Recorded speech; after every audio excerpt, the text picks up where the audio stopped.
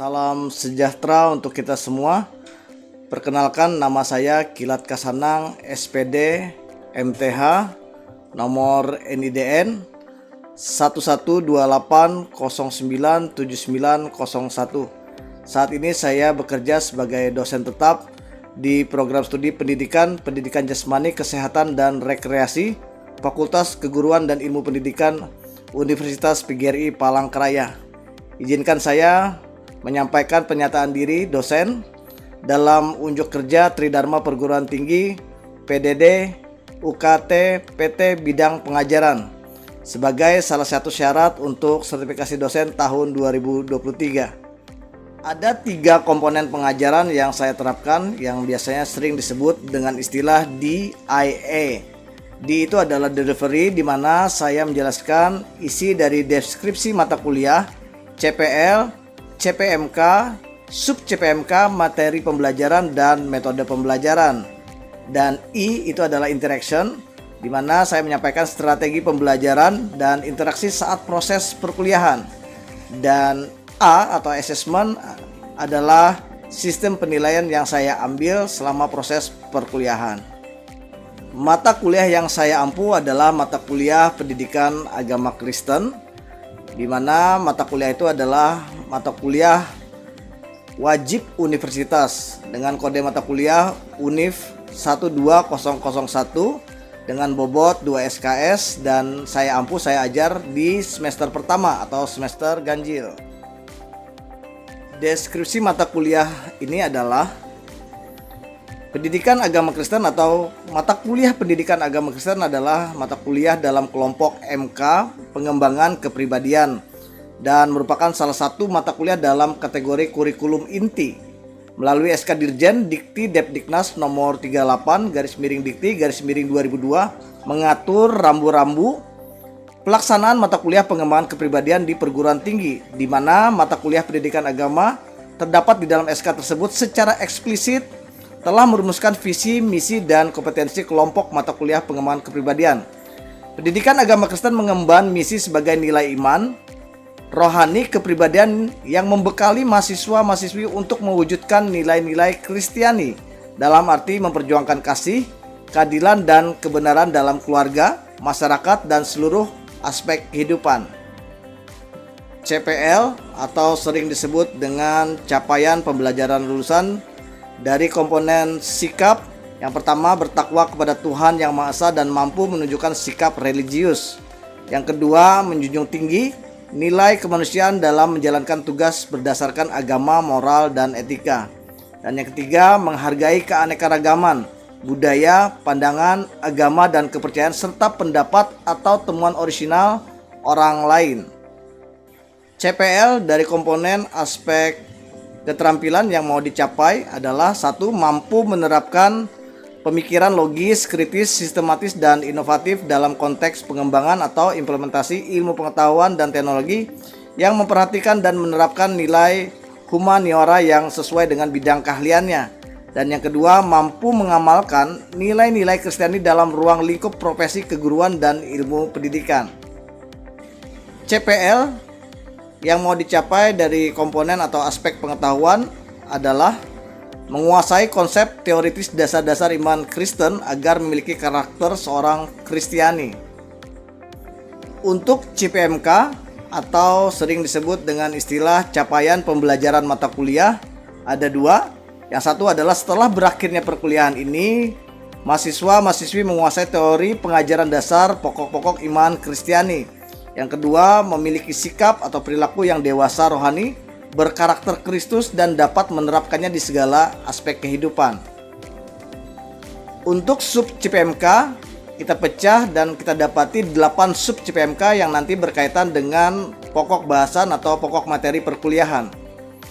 Yang pertama adalah pemahaman yang mendalam mengenai Tuhan berdasarkan prinsip Alkitab, keberadaan Tuhan, serta menghayati hakikat kekristenan yang baik dan menerapkannya dalam seluruh nilai aspek kehidupan. Yang kedua, memahami bahwa manusia itu adalah mahkota ciptaan Tuhan yang mulia. Dengan demikian mereka menghargai harkat dan martabat manusia yang begitu tinggi. Yang ketiga, memahami arti dosa. Dan akibatnya dengan demikian diharapkan untuk menjauhi atau menghindari tindakan-tindakan yang membuat atau mengakibatkan dosa. Yang keempat adalah mengetahui jalan keselamatan, keluar dari dosa, dan memahami makna hidup Yesus Kristus bagi manusia. Dan yang kelima, menggunakan talenta, karunia-karunia sehingga berbuah, memiliki karakter Kristus sehingga berdampak di tengah-tengah keluarga, kampus, dan masyarakat. Yang keenam, mentransformasi atau mengkomunikasikan nilai-nilai kekristenan ke dalam bentuk budaya untuk memuliakan Tuhan.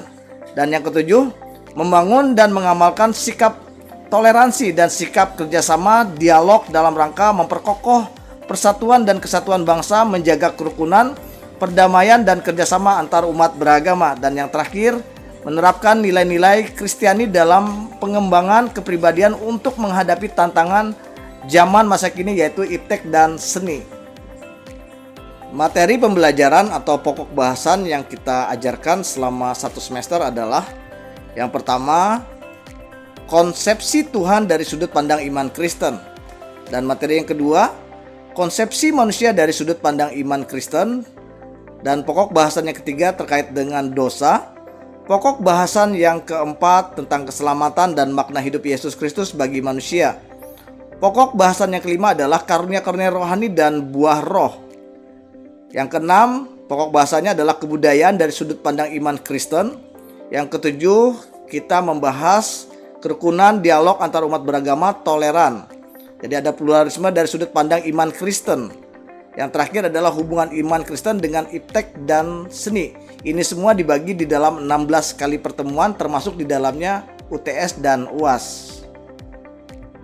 Referensi atau pustaka kita ambil. Yang pertama yaitu dari Alkitab. Jadi Alkitab Lembaga Alkitab Indonesia atau LAI. Terus untuk pendukung kita ambil dari buku Pendidikan Agama Kristen untuk Perguruan Tinggi penerbit Andi tahun 2008, ditulis oleh Broto Sudarmo RM3. Yang berikutnya adalah buku Bahan Ajar Pendidikan Agama Kristen untuk Perguruan Tinggi Ristek Dikti tahun 2016-2017. Dan yang terakhir adalah buku Pengajaran Dasar Iman Kristen dari Gereja Betel Indonesia, BPH GBI Jakarta tahun 2008. Itu pustaka yang saya ambil sebagai referensi. Metode pembelajaran yang saya terapkan, yang pertama menyampaikan materi dalam 16 kali pertemuan, termasuk di dalamnya UTS dan ujian akhir semester. Dan yang terkait dengan aspek interaksi atau interaction, bentuk pembelajaran kuliah sinkronos, di situ ada luring atau di luar jaringan, tatap muka, kelas, dan kombinasi secara daring menggunakan aplikasi Zoom atau Google Meet. Yang berikutnya asinkronus melalui WA untuk menyampaikan tugas dan sharing materi. Metode pembelajaran partisipatif dengan kontekstual instruksi. Jadi ada ceramah, interaksi tanya jawab, diskusi kelas, dan diskusi kelompok. Dan berikutnya ada juga project based learning untuk tugas kelompok, di mana mahasiswa-mahasiswi ini diminta untuk mengerjakan sebuah proyek yang mereka ambil nanti dari pokok-pokok bahasan perkuliahan. Untuk aspek penilaian atau assessment, yang pertama saya mengambil 5% dari nilai absensi mereka. Jadi dari absensi diambil 5%. Dari partisipasi mereka di dalam kelas itu 5%. Dari tugas atau di situ juga termasuk di dalamnya project based learning 30%. Ujian tengah semester 30% dan ujian akhir semester 30%. Jadi total pembobotannya adalah 100% dari semua ini, dari 5 yang diambil dari absen, partisipasi, tugas, UTS, dan UAS. Baik, berikut video cuplikan saat saya mengajar di kelas. Selamat menyaksikan. Jadi kalau yang disebut dengan kontrak perkuliahan itu adalah kesepakatan dua belah pihak antara dosen dengan mahasiswa yang namanya kontrak perkuliahan. Kita akan jelaskan apa-apa saja yang menjadi perjanjian kita, terus apa saja yang akan kita capai. Baik, di dalam kontrak perkuliahan itu ada namanya CP atau capaian pembelajaran. Jadi kampus sudah menetapkan itu. Yang pertama itu ada 3 dikatakan. Jadi di sini ada S. Jadi H Apa yang mau dicapai di INS ini adalah sikap. Kalau mau dicapai di INS ini, kodenya kalau ini keterampilan dan ini P-nya adalah pengetahuan. Sikap yang kita capai adalah bertakwa kepada Tuhan Yang Maha Esa dan mampu menunjukkan sikap religius. Ini yang pertama. Terus yang kedua, menjunjung tinggi nilai kemanusiaan dalam menjalankan tugas berdasarkan agama, moral, dan etika. Ini secara umum maksudnya. Terus yang ketiga adalah menghargai keanekaragaman budaya, pandangan, agama, dan kepercayaan serta pendapat atau temuan orisinal dari orang lain. Jadi kita menghargai, karena kita di bidang akademis itu ada beberapa karya-karya yang harus kita hargai.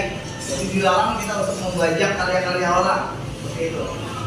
Di CPL program studi juga ada mau yang dicapai adalah dari sisi keterampilan yang pertama, diharapkan mampu menerapkan pemikiran logis, kritis, sistematis, dan inovasi. Maksudnya ini dalam konteks pengembangan dan implementasi ilmu pengetahuan dan teknologi yang memperhatikan dan menerapkan nilai human dan sesuai dengan bidang keahliannya. Kelihatan, masih bisa kelihatan? Oke. Terus yang kedua, keterampilan yang mau kita capai adalah mampu mengamalkan nilai-nilai Kristiani dalam ruang lingkup profesi keguruan dan ilmu pendidikan. Karena kita di bawah Fakultas Profesi Keguruan dan Ilmu Pendidikan. Yang berikutnya adalah menguasai konsep teori dasar-dasar iman Kristen agar memiliki karakter seorang Kristiani. Nah, ini yang mau saya jelaskan terkait deskripsinya dulu. Deskripsi sikap mata kuliah agama Kristen. Pendidikan agama Kristen dikatakan adalah mata kuliah dalam kelompok MK.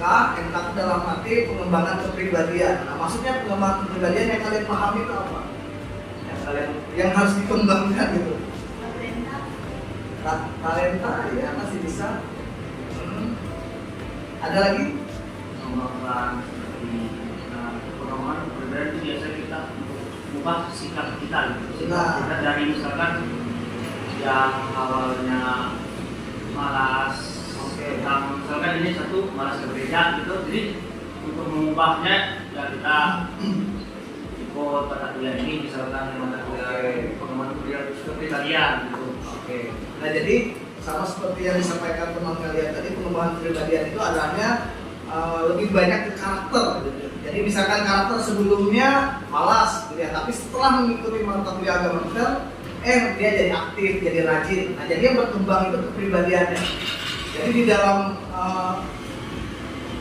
dalam ilmu akademis itu ada berbagai macam kecerdasan. Ada kecerdasan intelektual yang terus berpikir cerdas secara intelektualnya, ada juga cerdas secara emosionalnya. Nah, cerdas emosional ini terkaitan dengan cerdas secara kepribadian tadi. Jadi kalau mata kuliah agama Kristen itu yang dikejar, yang digodok itu adalah kepribadiannya. Jadi untuk apa sih orang pintar, gitu, orang cerdas, tapi dia kerjanya merakit bom, gitu kan nggak pas. Jadi, amun buang bahasa Ita Dayak teh, nah ya lamun pintar dan harati, buang materi surat. Jadi pintar dan harati, akhlak ya kalau kata gubernur sekarang tuh berakhlak, karakter dan berakhlak. Oke, nah itu artinya pengembangan kepribadian itu. Lanjut lagi. Jadi kurikulum ini melalui SK Dirjen nomor sekian mengatur rambu-rambu pelaksanaan mata kuliah pengembangan kepribadian di perguruan tinggi, di mana mata kuliah pendidikan agama terdapat di dalam SK tersebut. Nah, secara eksplisit telah merumuskan visi dan misi dan kompetensi kelompok mata kuliah pengembangan kepribadian. Oke, pendidikan agama Kristen mengemban misinya itu seperti ini. Sebagai nilai iman rohani kepribadian yang membekali mahasiswa untuk mewujudkan tadi. Jadi untuk mewujudkan nilai-nilai Kristen dalam arti memperjuangkan kasih, keadilan, dan kebenaran dalam keluarga, masyarakat di seluruh aspek kehidupan. Masyarakat tadi bisa juga di dalam lingkungan kampus. Jadi kalau sederhananya pokoknya kita belajar agama Kristen itu yang mau kita capai itu adalah pribadi kita yang berubah gitu ya, intinya sederhananya. Nah, untuk mencapai ke sana itu ada beberapa bahan pelajaran yang harus kita kaji. Pokok-pokok bahasan dalam kuliah itu ada 8 pokok perkuliahan, pokok bahasan yang kita lakukan selama 1 semester ini. Pertama, kita belajar tentang konsep Tuhan dulu dari sudut pandang iman Kristen. Oke, nanti dijelaskan. Yang berikutnya kita belajar tentang konsep manusia dari sudut pandang iman Kristen, dan kita juga mempelajari dosa. Yang berikutnya lagi mempelajari tentang keselamatan dan makna hidup Yesus Kristus sebagai manusia. Nah, yang kelima ini adalah karunia-karunia rohani dan buah roh. Berarti kita sudah hampir mencapai ke arah pengembangan kepribadian tadi. Karena kalau buah roh, di dalam buah roh itu kan adalah kasih, ada damai sejahtera, lemah lembut, nah semuanya itu adalah karakter di situ. Nah, setelah sudah mencapai di poin yang kelima, berarti kita baru masuk di dalam poin yang ke-6, 7, 8, di mana itu penerapannya. Misalkan iman kita ini kita terapkan di dalam kebudayaan. Kebudayaan dari sudut pandang iman Kristen. Terus yang ketujuh tadi, pokok bahasan yang ketujuh, kerukunan, dialog atau umat beragama. Kita juga membahas tentang toleransi, membahas tentang pluralisme dari sudut pandang iman Kristen. Dan yang terakhir lagi adalah hubungan iman Kristen dengan iptek, ilmu pengetahuan, teknologi, dan seni. Nah itu. Nah ini masuk perkuliahan kita yang pertama, yaitu tentang Allah, Tuhan, kata Allah, bahasa Italia. Oke. Nah, mengenal Allah yang benar. Ini Alkitab mencatat di dalam Hosea 6 ayat 3. Marilah kita mengenal dan berusaha sungguh-sungguh mengenal Tuhan. Sekali lagi, marilah kita mengenal dan berusaha sungguh-sungguh untuk mengenal Tuhan. Dikatakan ia nanti bisa muncul, bisa hadir seperti fajar, dia akan datang kepada kita seperti hujan pada akhir musim yang mengairi bumi. Kalau perhatikan baik-baik yang warna merah itu, dikatakan di dalam Alkitab mencatat mengenal dan berusaha sungguh-sungguh. Jadi kalau kita tidak berusaha sungguh-sungguh, ada kemungkinan kita tidak mengenal Tuhan. Marilah kita mengenal dan berusaha sungguh-sungguh. Kalau namanya berusaha itu kan adalah sebuah perjuangan yang namanya usaha. Gak mungkin duduk saja biasa kita bisa mengenal Tuhan. Jadi ada marilah kita mengenal Tuhan berusaha sungguh-sungguh. Jadi namanya sungguh-sungguh itu artinya serius mencari Tuhan, untuk mengejar Tuhan. Makanya di Alkitab katakan kerjakanlah keselamatanmu dengan takut dan gentar. Kata Paulus, artinya ada sebuah keseriusan untuk mencari Tuhan, mengejar hadirat Tuhan. Nah, seperti itu. Terus kalau kita nggak mencari Tuhan, apa yang terjadi? Dikatakan umatku binasa karena tidak mengenal Allah. Dengan kalau yang menolak pengenalan itu, maka aku akan menolak engkau menjadi mautku. Kita kembali mundur sedikit ke deskripsi tadi. Dikatakan pendidikan agama kita itu adalah salah satu mata kuliah dalam kelompok mata kuliah pengembangan kepribadian. Yang dikejar itu adalah pribadi kita, karakter kita, sikap kita, sifat kita yang kita kejar. Jadi ada target yang harus kita capai ke depan adalah pengembangan kepribadian. Nah, perlu kita ketahui untuk karakter ini, untuk tindakan, untuk perbuatan itu adalah buah hasil dari pikiran kita. Kali ini tolong pahami, seluruh tindakan dan perbuatan kita itu adalah buah hasil dari pikiran kita. Jadi di dalam manusia ini kan ada tubuh, jiwa, dan roh. Di dalam jiwa itu kita mau lihat. Nah, seperti ini. Ini seluruh tindakan ini dipengaruhi oleh ada beberapa unsur yang mempengaruhi tindakan kita. Jadi kalau tindakan kita mau tindakan benar, kita perhatikan dulu yang ini. Nah, tubuh, jiwa, dan roh. Di dalam jiwa itu ada pikiran isinya, ada perasaan juga, ada keinginan. Bapak percaya kalau kita bisa mengontrol seluruh ini, otomatis tindakan kita itu adalah tindakan yang baik. Apalagi kalau memang yang mengontrol itu adalah firman Tuhan. Nah, tapi yang menjadi permasalahan, kenapa banyak manusia itu yang tindakan-tindakan itu error gitu. Tindakan-tindakan itu kadang-kadang bisa di luar akal sehat. Jahatnya itu luar biasa jahatnya. Jadi perkuliahan kita hari ini adalah bagaimana karunia ini, pengembangan kepribadian ini penting. Nah, kita harus benar-benar menaruh hati dan pikiran kita itu di dalam pikiran Kristus gitu. Biar tindakan kita itu adalah tindakan yang menyenangkan hati Tuhan. Ujung-ujungnya adalah berbuah roh tadi, berbuah roh ujung-ujungnya. Oke, itu latar belakang kita sudah tahu apa yang harus kita kejar, apa yang harus kita ubah. Siapa musuh kita sudah tahu. Nah, sekarang kita masuk di dalam hakikatnya Allah, hakikatnya Tuhan, mengenal Tuhan. Oke, teisme itu adalah milik akar kata dalam bahasa Yunani theos yang berarti Allah kalau teisme. Istilah ini pertama kali muncul di Inggris, lanjut langsung berfungsi sebagai lawan dari yang namanya ateisme. Kalau ateis kita sudah sering mendengar ateis. Jadi kebalikannya, lawannya. Lawan dari teisme itu adalah ateisme. Teisme dapat diartikan sebagai kepercayaan terhadap hal-hal yang ilahi, di mana kepercayaan tersebut ditujukan kepada Tuhan yang transenden. Tuhan dalam teisme memiliki sifat-sifat sebagai pencipta. Orang-orang teisme itu mempercayai Tuhan sebagai pencipta, sebagai maha tahu, memiliki kekuatan, religius dan seterusnya seperti itu.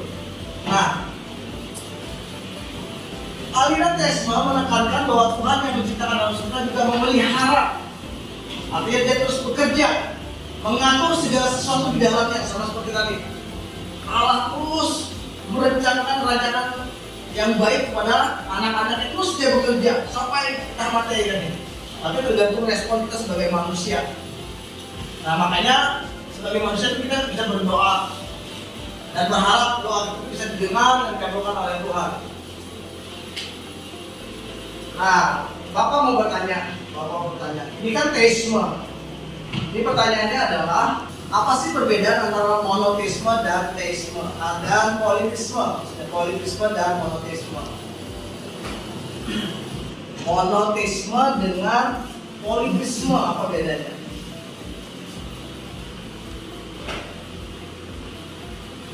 Monoteisme kok. Ya, monoteisme dengan politisme. Politisme adalah bentuk kepercayaan yang mengakui adanya lebih dari satu Tuhan. Oke. Ada contohnya Pak, seperti apa contohnya? Misalkan yang mengakui banyak Tuhan itu seperti apa? Seperti ada suatu kepercayaan yang mengakui adanya para dewa. Siap. Kalau di dalam bentuk agama, seperti agama apa Pak yang mengakui banyak Tuhan? Seperti kepercayaan Hindu. Iya, oke. Terima kasih atas jawabannya. Jadi kalau politisme itu adalah sebuah kelompok, sebuah paham yang mempercayai banyak Tuhan atau banyak dewa. Oke, yang kedua lagi, apa yang maksud dengan monoteisme? Tadi politisme sudah, monoteisme ada. Yang lain lagi, kalau monoteisme. Monoteisme berarti percayaan kepada satu Tuhan. Contohnya seperti agama apa? Contohnya seperti agama Kristen, percaya kepada Tuhan kita Yesus Kristus, Yesus Rasul Tuhan. Oke, ada Kristen, terus ada apa lagi yang percaya dengan satu Tuhan? Islam. Monoteisme adalah kepercayaan yang berpendapat hanya satu Tuhan yang esa dan berkuasa penuh dengan segala sesuatu. Agama yang termasuk di dalam monoteisme adalah Yahudi, Kristen, dan Islam.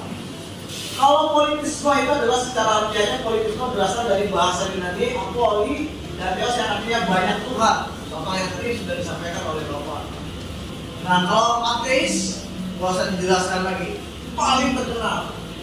Ateisme berasal dari bahasa Yunani, yaitu artinya tidak percaya pada Tuhan. Ateisme juga tidak percaya pada dewa-dewa, seperti kepercayaan politisme dalam pengertian luasnya. Ateisme menjadikan ketiadaan keyakinan pada keberadaan dewa atau Tuhan. Pertanyaan yang kedua lagi, pertanyaan yang kedua, bantu Bapak. Coba sebutkan sifat atau karakter Allah, ciri sifat Allah atau karakter Allah yang tidak dimiliki oleh manusia. Sifat yang tidak dimiliki oleh manusia tapi dimiliki oleh Allah. Ini satu kata aja, ya, Pak. Kekal. Itu yang tidak dimiliki oleh manusia tapi dimiliki oleh Allah. Oke, mantap. Kekal. Yang lainnya lagi, ayo. Sifat-sifat Allah dibagi dalam dua bagian, sifat yang non moral dan sifat yang moral. Yang pertama, jelas Allah itu mandiri tadi yang awalnya. Dia tidak diciptakan oleh siapa-siapa. Dia ada sebelum segala sesuatu ada dan keberadaannya tidak perlu ditopang oleh segala sesuatu. Itu yang pertama. Yang kedua, Maha hadir, ini penting. Allah itu bisa hadir, dikatakan dalam bahasa Inggris ini omnipresent, berarti dia ada di mana-mana pada saat yang bersamaan. Ini keren ya Tuhan. Maha hadir. Di waktu yang bersamaan, dia bisa hadir di dalam hati Bapak, dia juga bisa hadir di hati orang-orang Kristen yang ada di Amerika, yang di Eropa, yang di Asia, di Cina. Itu yang tidak dimiliki oleh manusia. Maha hadir. Yang berikutnya lagi, ada yang disebut dengan maha tahu. Nah, seperti itu. Yang berikutnya lagi adalah maha kuasa yang tadi, maha kuasa. Nah, yang berikutnya adalah kekal yang disampaikan oleh Bapak tadi dan juga beberapa rekan yang lain. Itu sifat-sifat yang non-moralnya. Terus yang kasih, yang kudus masuk di dalam sifat-sifat yang moral. Nah, kudus, terus apa lagi nih? Benar dan adil, kasih. Nah, itu masuk dalam sifat-sifat itu. Dan sifat-sifat ini juga ada dimiliki oleh manusia, kalau yang di sini. Manusia juga ada yang punya kasih, tapi tidak selevel dengan kasihnya Allah. Oke, Bapak rasa ini cukup. Dan untuk menutup perkuliahan ini kita ambil dari ayat Alkitab, yaitu di dalam Ayub. Terus ada juga di dalam Amsal dan di dalam Mazmur 111. Saya akan bacakan di dalam Mazmur 111 ayat yang 10 untuk menutup perkuliahan ini. Dikatakan di situ adalah permulaan hikmat adalah takut akan Tuhan. Semua orang yang melakukannya akan berakal budi yang baik, puji-pujian kepadanya tetap untuk selama-lamanya. Nah, saudara, terkait dengan perkuliahan ini, untuk bisa mencapai kepribadian, perkembangan kepribadian tadi, untuk mencapai sebuah tindakan perbuatan tadi dibutuhkan hikmat dari Tuhan.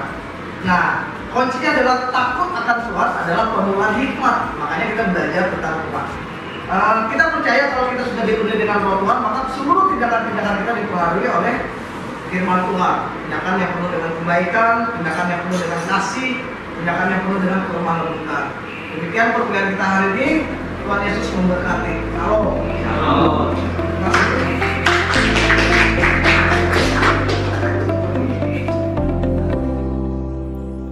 Demikianlah video pengajaran atau video cuplikan pengajaran saat saya berada di kelas, di mana video tadi bagian dari pernyataan diri dosen dalam unjuk kerja perguruan tinggi atau PDD UKT PT dalam bidang pengajaran sebagai salah satu syarat untuk mengikuti sertifikasi dosen tahun 2023. Terima kasih.